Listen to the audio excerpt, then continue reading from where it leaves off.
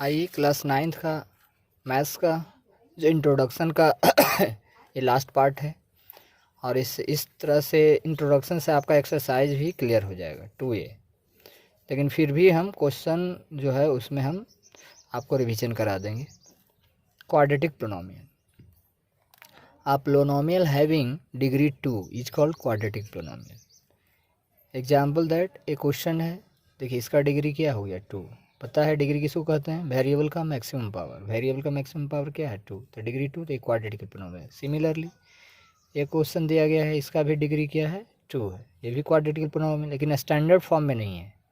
Standard form में करते हैं तो पता है आपको पावर को, वेरिएबल के पावर को असेंडिंग या डिसेंडिंग ऑर्डर में राइट करते हैं। एग्जाम्पल दैट x² - 3x + 6, 2 हो गया, 1 हो गया, यहाँ पावर कुछ नहीं तो क्या हो गया x के पावर 0। ये क्या हो गया डिसेंडिंग ऑर्डर में, तो डिसेंडिंग ऑर्डर में राइट करो या असेंडिंग ऑर्डर में, स्टैंडर्ड फॉर्म हो जाएगा। सिमिलरली ये क्वेश्चन है, ये भी क्वाड्रेटिक पोलिनोमियल है। देखिए वेरिएबल का मैक्सिमम पावर क्या है 2, लेकिन ये सिंगल वेरिएबल में नहीं है, ये ट्रिपल वेरिएबल में क्वाड्रेटिक पोलिनोमियल है जिसका डिग्री क्या है 2। और ये सिंगल वेरिएबल में क्वाड्रेटिक पोलिनोमियल था, ये भी सिंगल वेरिएबल में क्वाड्रेटिक पोलिनोमियल था। यहाँ देखिए ये भी, इसका भी डिग्री 2 है, ये भी क्वाड्रेटिक पोलिनोमियल है लेकिन डबल वेरिएबल में, ये भी क्वाड्रेटिक पोलिनोमियल है सिंगल वेरिएबल में। इसका स्टैंडर्ड फॉर्म क्या होता है? स्टैंडर्ड फॉर्म का मतलब ही होता है पावर को असेंडिंग ऑर्डर में या डिसेंडिंग ऑर्डर में राइट करना, और डिग्री क्या होना चाहिए 2, ax² + bx + c। ये डज नॉट इक्वल टू 0 है ना। x यहाँ वेरिएबल है और a b c क्या होगा कांस्टेंट टर्म है। आइए आगे पढ़ते हैं।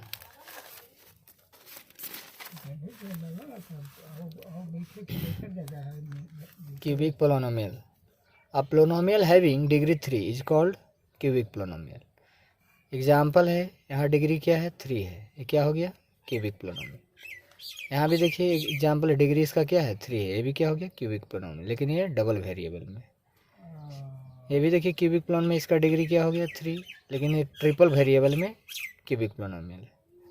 इसका standard form ax³ + bx² + cx + d, a does not equal to 0। ए इसलिए 0 के इक्वल नहीं होना चाहिए, क्योंकि ये 0 हो जाएगा तो ये पूरा 0 होगा। इस कंडीशन में डिग्री 3 नहीं दिखाएगा तो स्टैंडर्ड फॉर्म नहीं होगा।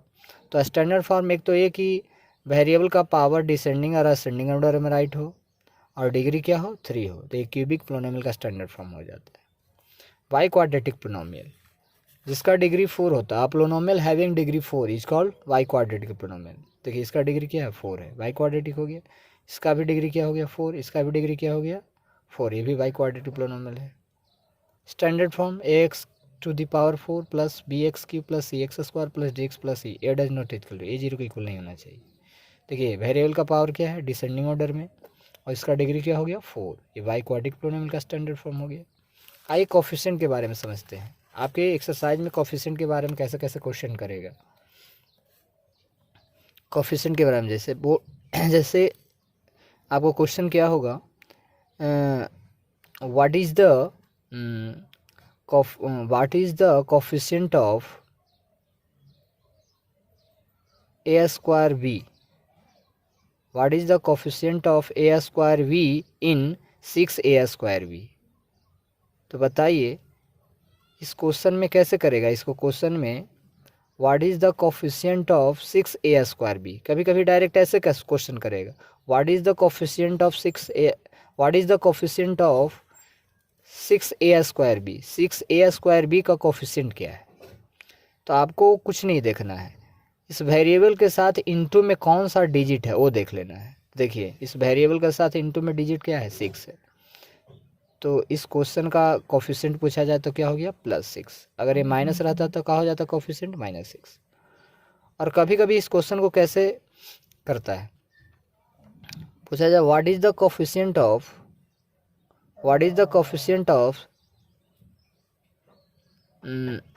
a² in 6a² b, what is the coefficient of a² in 6a² b, कभी कभी ऐसे क्वेश्चन करता है। तो बताइए आपसे क्वेश्चन किया a² b का, तो a² को रिप्लेस कर दीजिए, जिसका 6a² b में a² का आपसे कोफिशिएंट पूछ रहा है, तो a² को हटा दीजिए, क्या बचा 6b, तो ये 6b होगी। What is the coefficient of x² in minus x square. Minus x square में एक्स स्क्वायर का कोफिशिएंट क्या है, तो क्या हो गया -1। What is the coefficient of y q in 1 minus y q. 1 minus y q में वाई क्यू का कोफिशिएंट क्या है, तो वाई क्यू के साथ इंटू में क्या है -1, तो -1 होगा।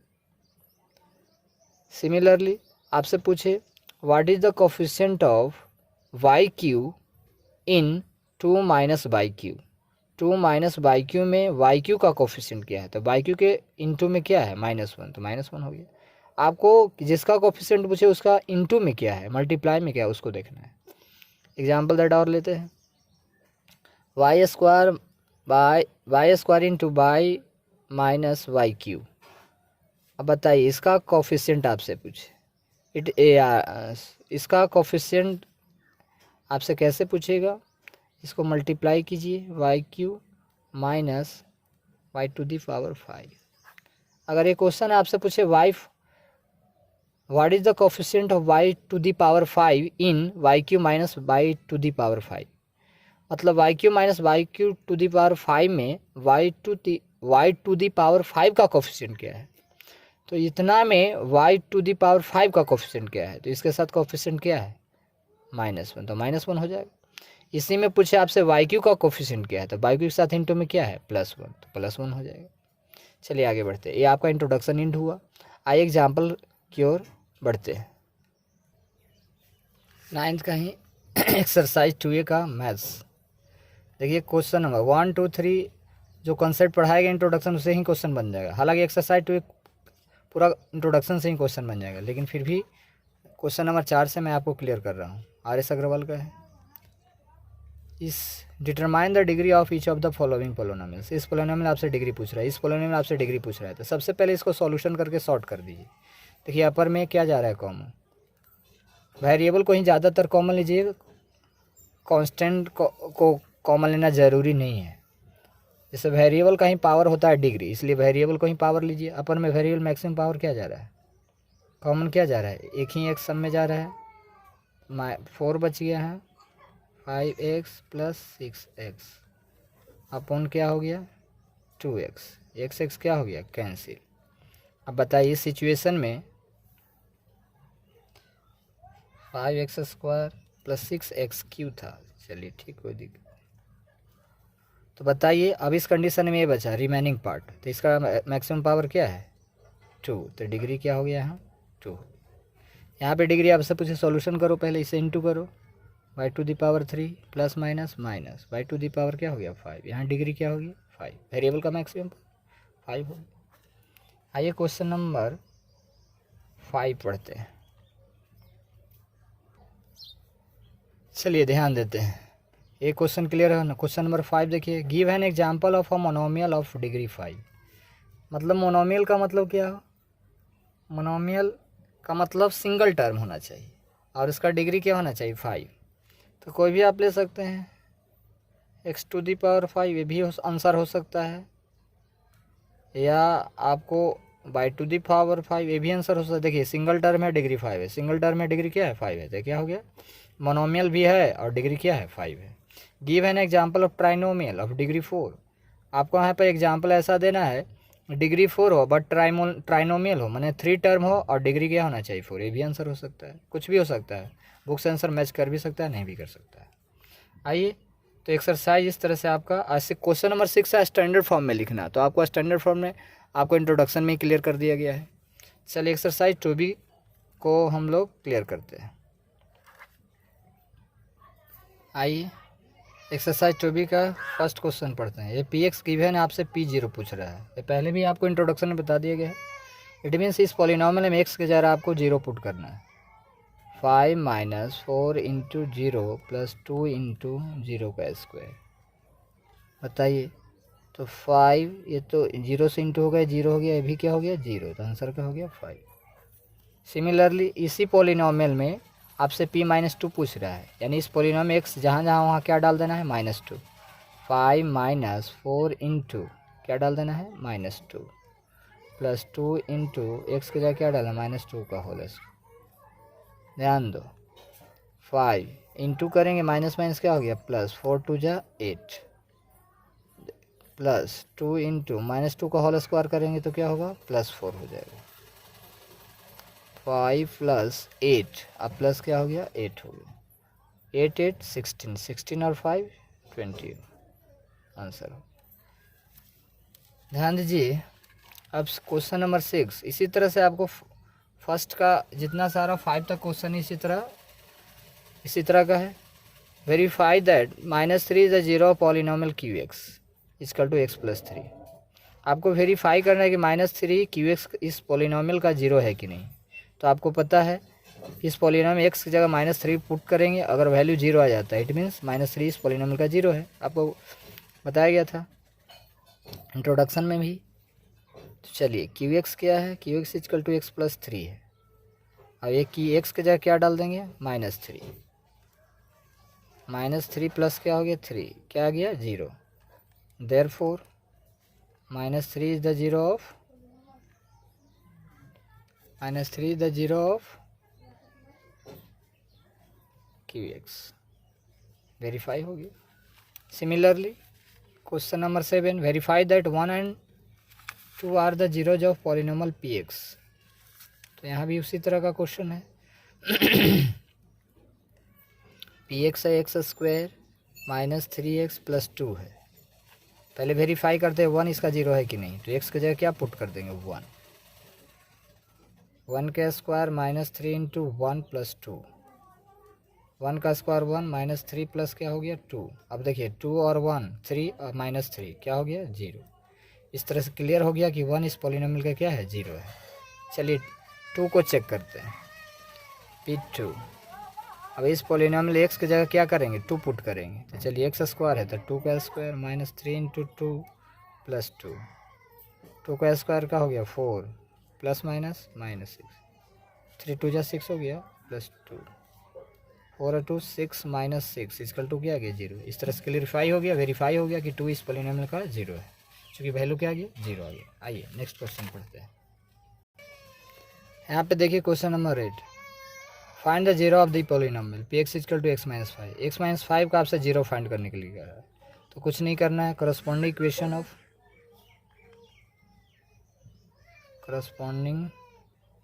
इक्वेशन ऑफ पी एक्स माने कोई भी पॉलिनोमियल है और उसका जीरो फाइंड तो उसका करस्पॉन्डिंग इक्वेशन लिख देना है। इट मीन्स उस पॉलिनोमियल को जीरो को इक्वल कर देना है और एक्स का वैल्यू फाइंड करना है। तो माइनस क्या होगा प्लस। इसका जीरो फाइंड करने का टेक्निक है। सिमिलरली एक क्वेश्चन और पढ़ते हैं इसमें। क्वेश्चन नंबर 6 है 6x - 2। तो क्या करेंगे 6x - 2 को किसके इक्वल कर देंगे 0 और जी एक्स का वैल्यू निकालेंगे।